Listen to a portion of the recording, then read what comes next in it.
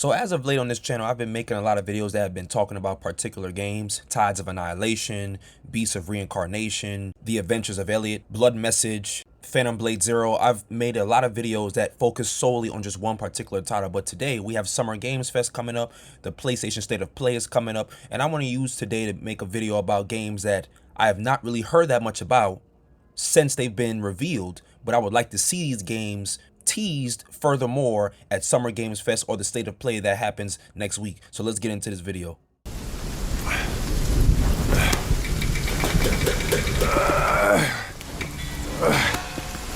Brother, help me. The first game I want to mention is Black Myth Zhuang, which is an upcoming action RPG inspired by Chinese mythology and folklore that centers around Zhong, the legendary demon hunter known for battling evil spirits.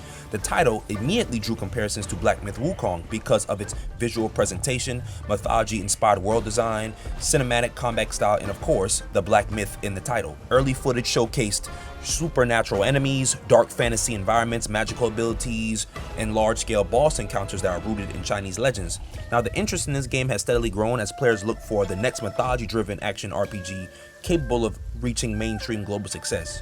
Now, I think this game could be one of the biggest wild cards at one of these presentations, and I think that can still ride on the momentum from Wukong because that has built a large fan base. That game was insane when it came out. I remember a lot of people were denying that that game was actually real and that it was actually in development. I think people have tended to forgotten about this. There's a few games that I think people have tended to forgotten about, and I think this is potentially one of them.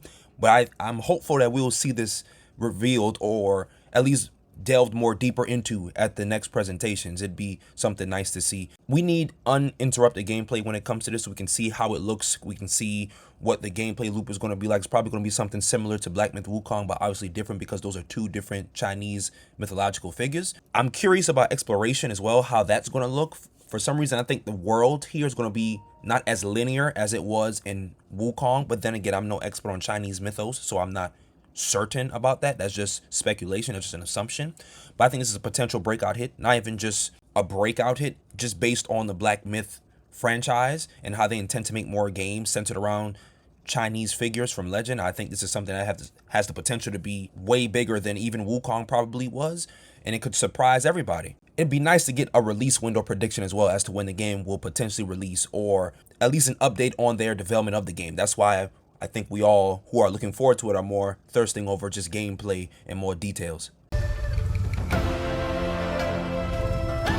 The next game I hope that we see at either the State of Play or Summer Game Fest is a game that was initially announced back in Gamescom of last year, and it's called Swords of Legends.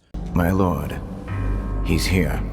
This game immediately attracted attention because of its fast-paced combat, fantasy aesthetic, and large-scale cinematic presentation. The game appears heavily inspired by Eastern fantasy and martial arts storytelling traditions, blending stylish melee combat with supernatural abilities and visually elaborate environments. Now, early footage showcased high mobility sword combat, magical attacks, giant enemy encounters, and expansive fantasy landscapes. Since its reveal, many players have grouped the title alongside the growing wave of visually ambitious action RPGs emerging from Asian developers. Although substantial gameplay information is still limited, the reveal trailer generated strong curiosity because of the game's presentation quality and combat fluidity. So this is yet again another Asian originating video game that looks like it's going to be a banger. I mean, they have Black Myth Wukong, they have Phantom Blade Zero, then there's this now. I think there's even another game as well. It's called Gods or something like that. I can't remember exactly what the full title of the game is, but they're cooking. Asian developers are cooking right now. They're making a lot of games that looks very stylish, look very polished.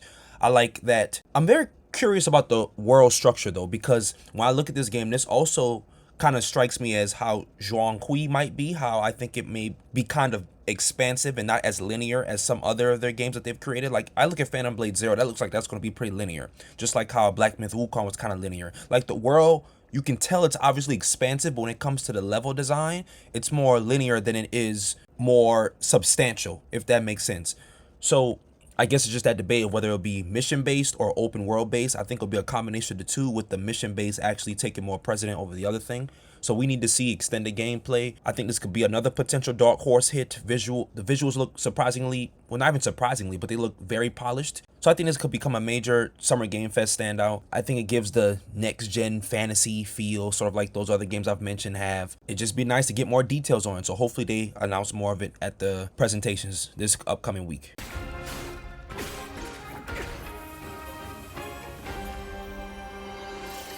Now this next game just looks like the Avatar: The Last Airbender game we all been wanting for years. Godslayer is an upcoming dark fantasy action RPG that has gained attention for its fast-paced combat, large-scale enemies, and grim visual style. The game appears heavily inspired by modern character action and Souls-like design philosophies, which it kind of blends aggressive melee combat with cinematic presentation. The early trailers highlighted giant boss encounters, magical abilities that revolve around the elements, brutal executions, and heavily armored enemy designs. Despite limited information so far, the title has already generated discussion among fans of darker action RPG experiences. So when I first saw this game, I definitely thought this is one of the most visually aggressive games shown lately, and it was also nice because when they revealed it, I'm pretty sure they either released the gameplay footage at the same time or shortly thereafter. And it's like a 7 or 8 minute video where they showcase this particular section that I'm playing right now on the screen, that you can see the combat and see sort of the traversal and the exploration in the world. And a lot of people are attributing this to a Souls-like game. I don't think that's what the developers intended. I haven't read their site, so if they actually do state that this is a Souls-like on their video game site for this title, then okay, that's fine. But me personally, this doesn't strike me as just strictly a Souls-like title or a Souls title at all. It seems like this is something that has its own unique spin on it, especially with the elemental component of the protagonist's capabilities. So it'd be nice to see the HUD, the UI. It would be nice to get more gameplay footage, maybe in a different area with different bosses, different enemies that the person is fighting. I'm curious about the progression systems, like how leveling up works, how power acquisition works. That would be interesting to see. It would also be nice to see if combat is more technical or cinematic. This seems to be sort of a blend between both, but I also like that they integrate cutscenes immediately into the gameplay sequences, so that's nice as well. I don't think this is a hidden gem. I think this is something that is outright a banger, but a lot of people probably don't even know about this or remember it. But I think that this could easily appear at Summer Game Fest of this year. Moving on to our favorite blue hedgehog from Sega. Kinda ironic that I showcase Shadow Generations gameplay instead of Sonic Generations gameplay, but we'll bypass that. Now, while there is no new mainline Sonic title that has been officially confirmed, speculation surrounding the future of the franchise has continued following the success of Sonic Frontiers and the strong reception to recent multimedia projects like Sonic the Hedgehog 4 that comes out next year. Sega has increasingly treated Sonic as a major cross-media franchise, with games, films, animated projects, and collaborations all contributing to renewed popularity, which I don't think that it needs to be renewed. I think Sonic has always been pretty popular.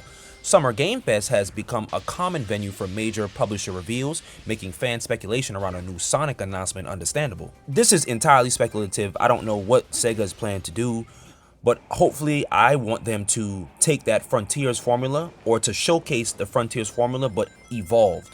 I want them to build upon that, because I liked Frontiers. I didn't like the gameplay loop, but the concept of it, an open world Sonic game, and the graphics on PlayStation 5 and in bigger consoles other than handheld gaming, the graphics are great. They did good on that. It would be nice to see them evolve on the foundation they laid with Frontiers, while also returning to certain things that they've done before. Like, it would be nice to see the Chow Garden in the game. I mean, that would be nice. It would be nice to see more momentum-based gameplay, bigger open zones, more densely populated areas with enemies and wildlife and just life in general.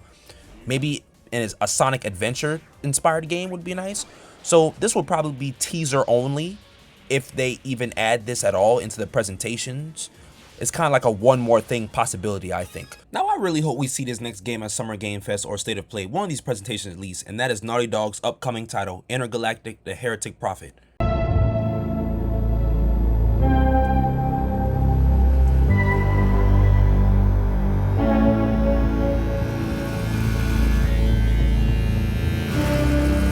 Now, this title marks the studio's return to science fiction. The reveal trailer introduced a retro, futuristic setting, a bounty hunter protagonist, and a mysterious, isolated planet tied to centuries of silence and religious mystery. The game immediately became one of the industry's most anticipated projects because of Naughty Dog's representation for the best games ever. Now, however, many fans are still waiting to see what the actual gameplay structure will look like. I think this is one of PlayStation's biggest future titles, and not just because it comes from Naughty Dog, but because this looks like something that Naughty Dog hasn't tried, at least something that I haven't seen them do. And I think it's very seldom that we see a lot of games go into sort of a future tense in terms of things. They'll explore mythology, they may even explore things like religion, they may explore dark fantasy, but you don't really see a whole lot of games that have that futuristic feel, I don't think. Only one I can think of as of late is probably Pragmata, and that doesn't seem that futuristic to me, in my opinion. But I think we just need gameplay desperately for this. I'm curious about the exploration scale, how it will be. If it'll be something as on the macro, sort of like an open world thing, or if this will be something that's more line to line, more linear. So I'm curious about what Naughty Dog is going to do with that. The visuals for this already look great. They're already insane. And that's nothing surprising when you have played games like The Last of Us. You become accustomed to that sort of component when it comes to a Naughty Dog game. So this has potential Game Award level hype, and this could dominate the entire showcase if this is revealed.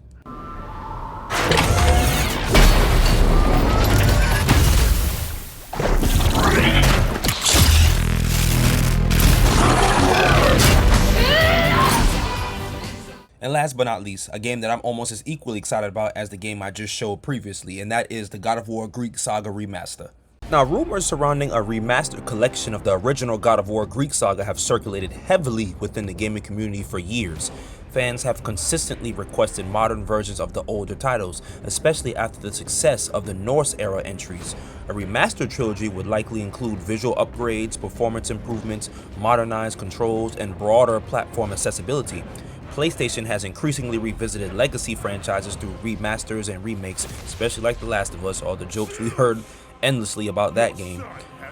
And that has made speculation around our God of War Remaster collection feel more believable than ever. So in layman's terms, when this game comes out, I think this will break the internet. This isn't speculation, this is coming out. This was teased at the last State of Play, I think that was back in February. And younger fans who've never even played this game or enjoyed this franchise, I think they definitely deserve to be able to play these games because all they will know or grow up on is the Norse saga, if they played God of War at all. I remember my first God of War experience was God of War 2018. And for the longest, I had never played the game. I've heard of it, but I had never played it. And I eventually played it, my first game being 2018, and I loved it. It caused me to do research on what came before it. And lo and behold, they had an entire Greek saga with like 4, 5, 6 different games prior to the 2018 one. So I got hooked on God of War 2018 and put thousands of hours into it and waited non-patiently for Ragnarok to come out in 2022. So I think younger people, younger fans, they deserve to play this remaster, need to be introduced into the God of War IP. Now, modern visuals attributed to this series, which the visuals before weren't bad at all on the hardware that they had available to them at that time, especially God of War 3. They did amazing. They did a fantastic job. I think God of War 3, if you played on the PS3 today, I have my PS3 sitting over there, it still looks amazing on there. And if you played on PS4, it looks as well. It looks great as well. So I'm just curious about whether Ascension gets included or Ghost of Sparta or Chains of Olympus. It clearly says the trilogy, but it would be nice if they threw those games in there. Now, there's also been a lot of talk about the PlayStation 6. I don't think we're going to see that anytime soon.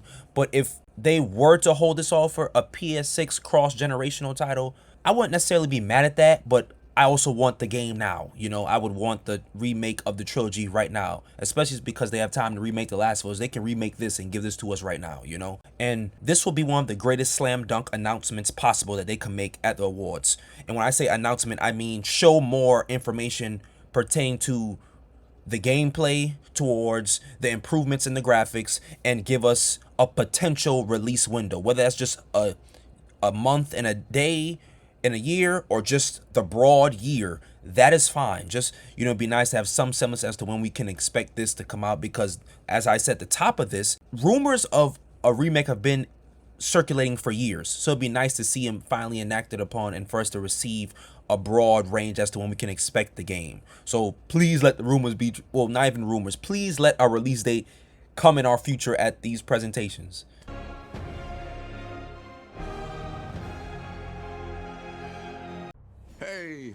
Hey, what's happening, fam? It is OGTC. But those are the games I expect to see, or I would ideally want to see at this upcoming week's State of Play and the Summer Game Fest 2026 presentation. At the top of the video, I said that there are games that I made focused videos on that delve deeper into the structure of those games of which that were Tides of Annihilation. Need a release date for that. One of my most anticipated games. I would like to see extended gameplay. I think it could steal the show. Other games like Dragon Ball Xenoverse 3. I made an entire video on that one as well.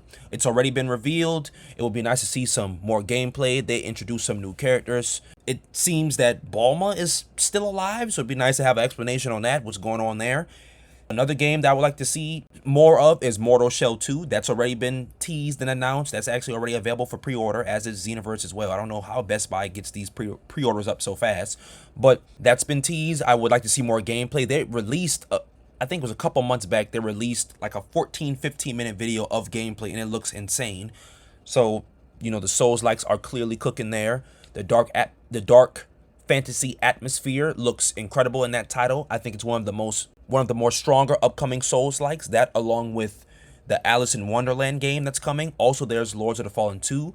It would be nice to get a release date for that at the Game Awards, at Summer Game Fest or State of Play. It would be nice to finally get a release date.